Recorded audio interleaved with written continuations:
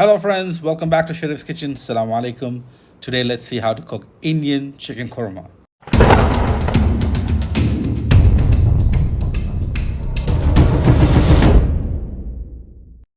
First and foremost, we want to boil about 10 cashew nuts, 10 almond, and about a teaspoon of poppy seeds.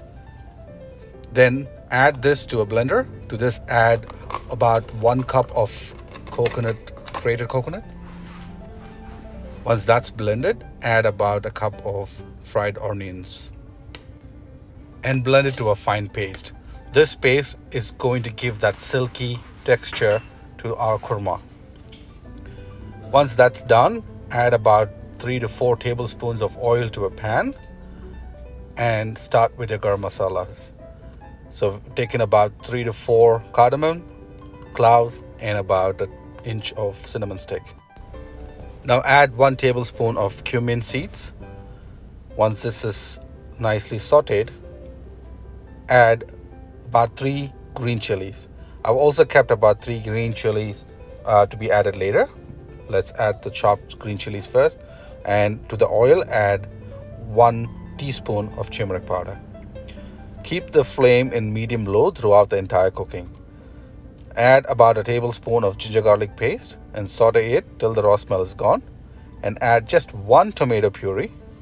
I've just taken 1 tomato and pureed it, and then to that mixture add what we have blended, the paste.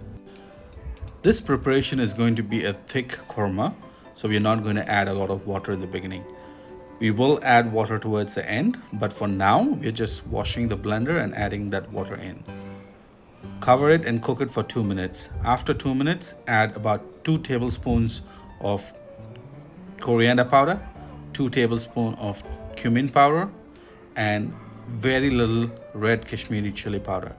And I'm adding this Kashmiri chili powder so that we get a color that's very appetizing. Once again, cover this and cook for about 5 minutes. Now we're going to add our chicken to it. So make sure that you mix it up very well because we don't want anything to be sticking at the bottom. And then add in your chicken. Once again, we're not going to add any water yet. Now we're just going to add 1 tablespoon of salt. You can add salt depending on your taste. Mix it well and cover it with a lid and leave it to cook for about 25 minutes. Occasionally I just opened up and stirred it so that it doesn't stick to the bottom. So you could do that every 2-3 minutes once. But the point is you want to cook this for about 15 to 20 minutes without adding any water. Now after 25 minutes, you could see that the chicken has released water. But the consistency that I want is a little bit more thin. So I'm going to add water now. So I'm adding 1 cup of water. I will probably top up this water again, depending on the thickness. So it all depends on the kind of utensil that you use. So you can judge based on what you're going to be getting as an end result. Now at that stage, I'm going to add some black pepper. I've also added 3 chilies that I kept in the beginning. Stir it and mix it well. So I feel that I can add more water to this, so I've added water. So as you're adding water, please check salt and add salt if required. Finally, I'm going to add about a teaspoon of garam masala powder and closing this off by adding chopped coriander leaves. That's it, friends. Chicken korma is ready. This is how it's cooked the Indian style.